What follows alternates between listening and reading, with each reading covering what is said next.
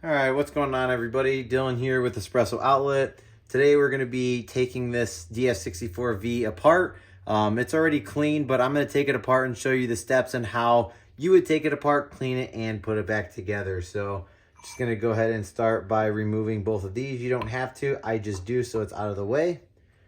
Start by removing the bellows. All right, and then here you're going to go ahead and just twist and just keep going until it comes off. So I'll show you this piece once it comes off. So here's this piece here. And then this is the bean hopper, or the anti-popcorn.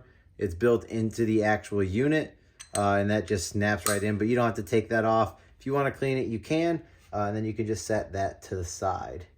Next, you're gonna go counterclockwise and remove the collar. Make sure your unit is off as well when you're doing this. So here's the collar removed, and you can also set that to the side. So before you take this off, just take note of where that marker is. So mine's on the top. I'll show you kind of here. So mine has a mark right there. So this mark, I know that it's gonna go on the top, just so we always know and we're always on the same page. It is a little bit greasy, so if you take this off, this is actually the bearing for your burr carrier, and that's just gonna help it spin a little bit. You're gonna notice your hands are super greasy, and this has a lot of grease on it, but here is the top part of your burr, the DLC burr, which is diamond-like coating, and then here you have the rest of your bottom burr. So this is how you take it apart. Super easy take apart.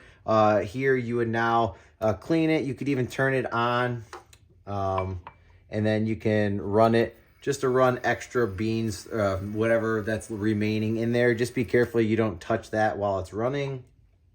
And then to put it back on, you're going to, again, take the part that has this black marker on it, set them in nice and snug. Make sure it's all the way down. So see how there's still give to it? There we go. Now we're getting it set down. Okay, perfect. So now it's in. It's not moving at all when I push it, which you can see there. Then you're going to go ahead and get your collar. Doesn't matter where you start. It always locks back into place. You just got to make sure it's on there nicely. Don't rush it. You don't want to cross thread anything. Just nice and neat. Sometimes it might take a second. So now I know it's on there really nicely. So we're just going to keep spinning it, spinning it, spinning it until you can't spin it anymore. It's completely locked. When it locks completely, your zero should be right in the middle of your chute. Now you're going to do the same thing with the top part. So just make sure you get it in nice.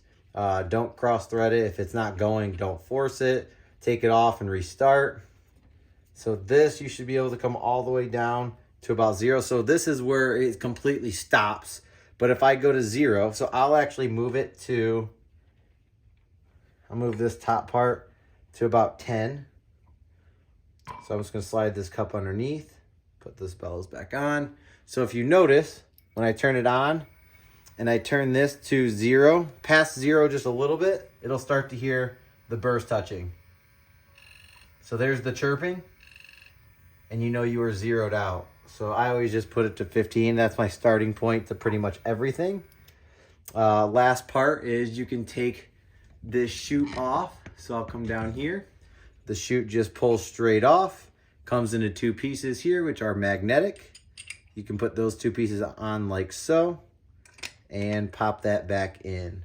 So this is how you disassemble, clean, and put back together, reassemble the DF64V. Thank you so much for watching.